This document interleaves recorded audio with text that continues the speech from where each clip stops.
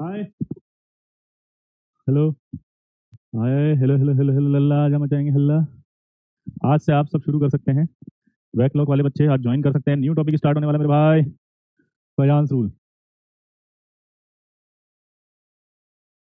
Fajans rule जो होता है उसका हाइड्रोलिसिस से कोई लेना देना नहीं है। क्या बोला जल्दी बताओ। अगर फजांस रूल,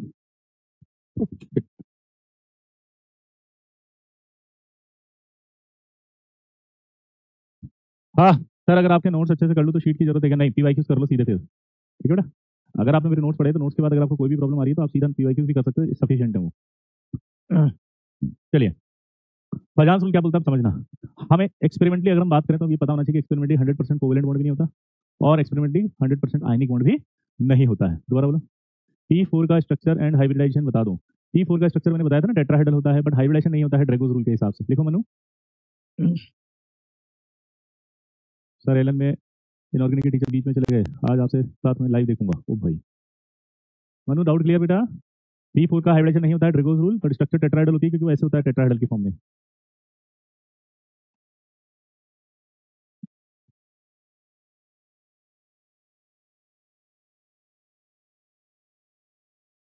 हाँ बिल्कुल ईशान, अब आगे बढ़ते हैं। तो मैं क्या लिख रहा हूँ? Experimentally 100% covalent bond is not possible. ठीक है। आयनिक character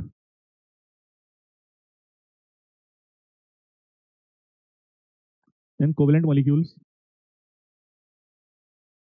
ionic character in covalent molecule is explained bye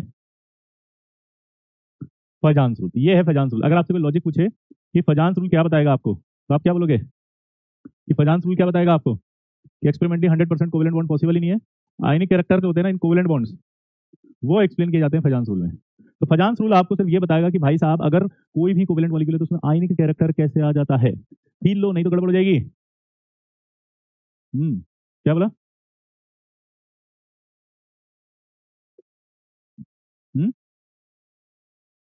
clear है बस?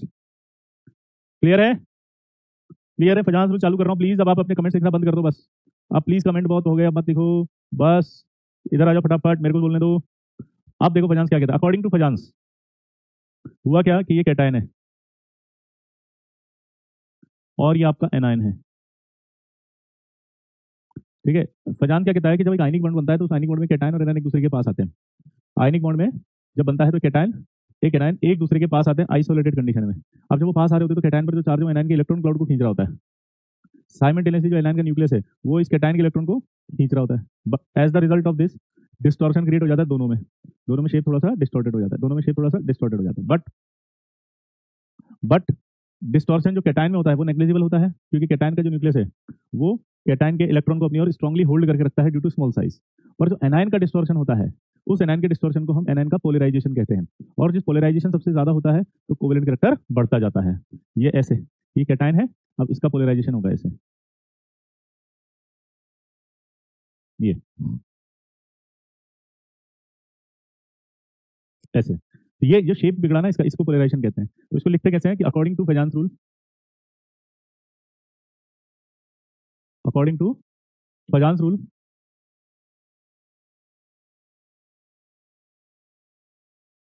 Cation and anion come close together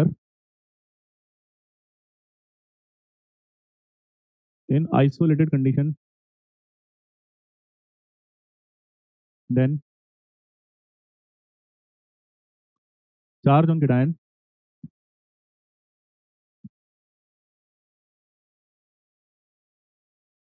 distorted electron,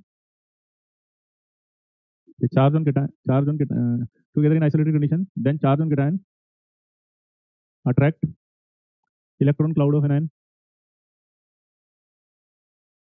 simultaneously,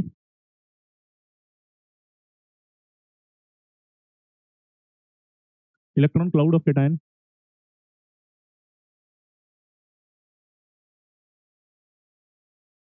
electron cloud of cation is attracted by nucleus of anion। सबको पता है nucleus of anion खींचेगा।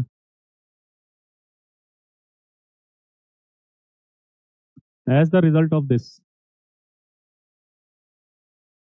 distortion create in both ions, but distortion in electron cloud of anion, distortion in electron cloud of cation,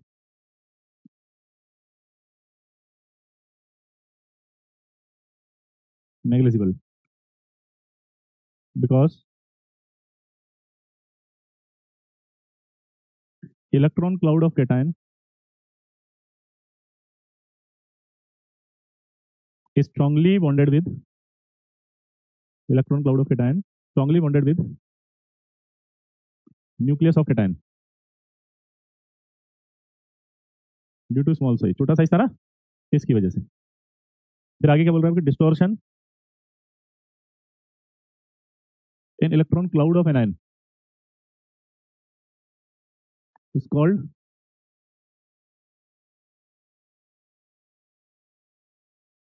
polarisation of anion.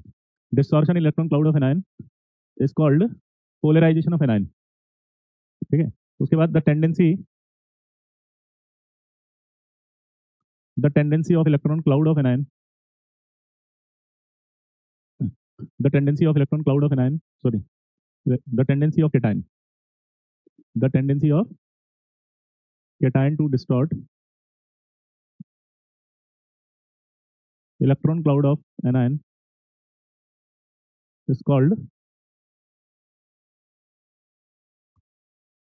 polarizing power of cation या charge density या आयनिक potential या degree of covalency. इसको 5 से represent करेंगे। 5 बराबर आएगा charge upon size, यानी अगर 5 बढ़ाएं तो पोलराइजेशन बढ़ेगा,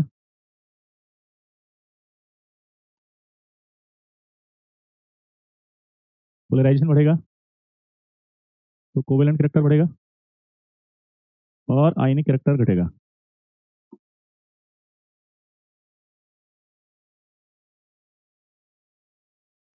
क्लियर हुआ? नोट करो इसको।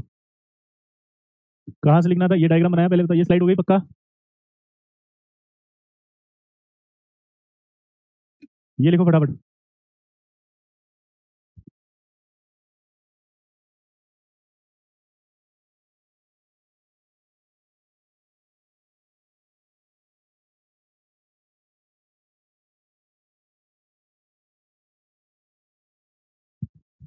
डन हो गया?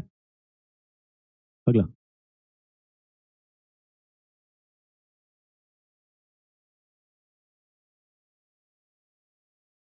जी, अभी स्टार्ट ही किया है सर, बिल्कुल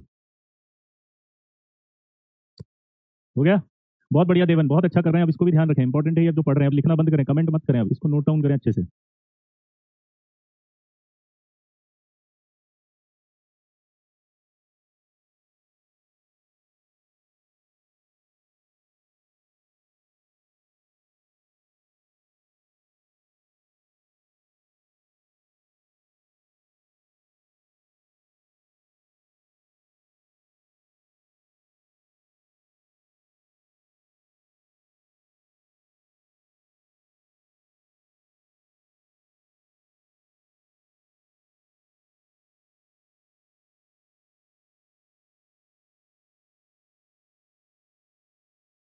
ये लिखा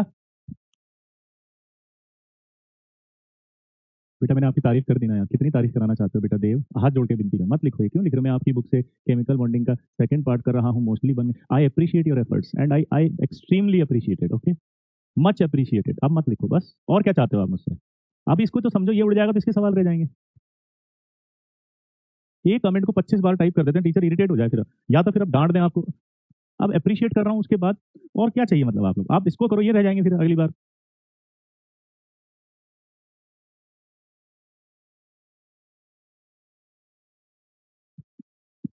आपको जो भी डाउट है लास्ट के 5 मिनट में पूछ लेना, अब कुछ मत लिखो, ठीक है?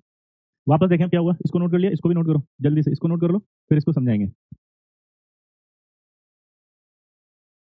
मत लिखो नोट बेटा, कल क्लास हुई थी क्या? हाँ सबकी क्लासेस हुई थी आई थिंक, मुझे नहीं पता कि हुई थी कि नहीं, है ना। लास्ट के 5 मिनट में मेरे लिए बड़ा इजी और कन्वीनियंट होगा, मैं बुला दूंगा भैया को और तुरंत कर दूंगा, है ना। आगे बढ़े।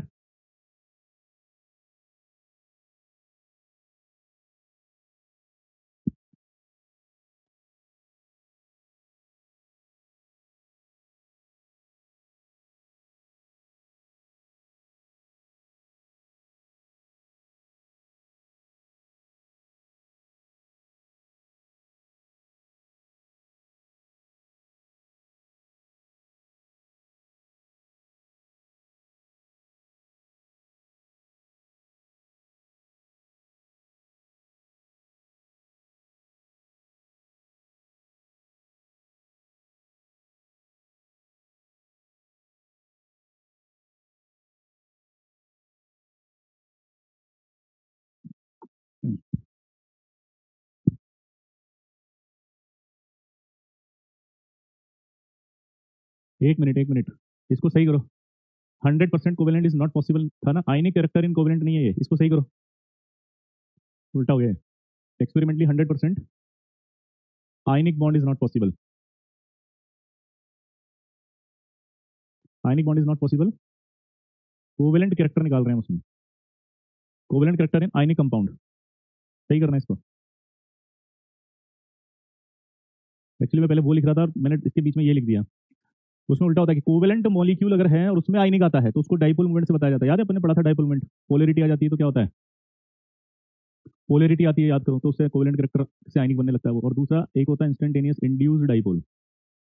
तो दोबारा से आपको समझा देता हूँ, दोबारा सुनो। एक्सपेरिमेंटली कोई भी बॉन्ड 100% नहीं हो सकता, चाहे तो 100% आयनिक नहीं होगा, चाहो तो 100% आयनिक कोवेलेंट नहीं होगा। यहाँ तक समझ में आया सबको। अब सवाल उठता है कि अगर आयनिक नहीं है तो उसमें कुछ ना कुछ कोवेलेंट आएगा, वो कोवेलेंट कहाँ से आएगा? आयनिक में जो कोवेलेंट आता है उसका रीजन है फजांस रूल, तो किसी भी आयनिक के अंदर जो फजांस रूल है उससे आता ही है। क्या बोला जल्दी बताओ? आयनिक जो है उसमें कोवेलेंट कैरेक्टर किसकी वजह से आएगा? फजांस रूल की वजह से। इसी तरह से कोवेलेंट मॉलिक्यूल में आयनिक कैरेक्टर कहाँ से आएगा? डाइपोल मोमेंट और एलडीएफ, लंदन डिस्पर्सन फोर्स से। क्लियर? अब आपने नोट कर लिया होगा, अब इसको समझेंगे कि हुआ क्या है और यहाँ तक कैसे पहुंचे अपन। ठीक है, 2 मिनट का साइलेंस चाहिए आपसे। ठीक, मैं आपको समझाता हूँ क्या हुआ। ये आपका फजांस रूल है ना। Experimentally 100% ionic bond is not possible है, covalent character ionic compound is explained by Fajans rule. Fajans rule क्या कहता है सुनना, वो ये कहता है कि भाई ये केटायन है, ये एनायन है। जब एक केटायन और एनायन एक दूसरे के पास आते हैं, दोबारा बोलो, जब एक केटायन और एनायन एक दूसरे के पास आते हैं तो केटायन पर जो चार्ज है वो एनायन के इलेक्ट्रॉन को खींच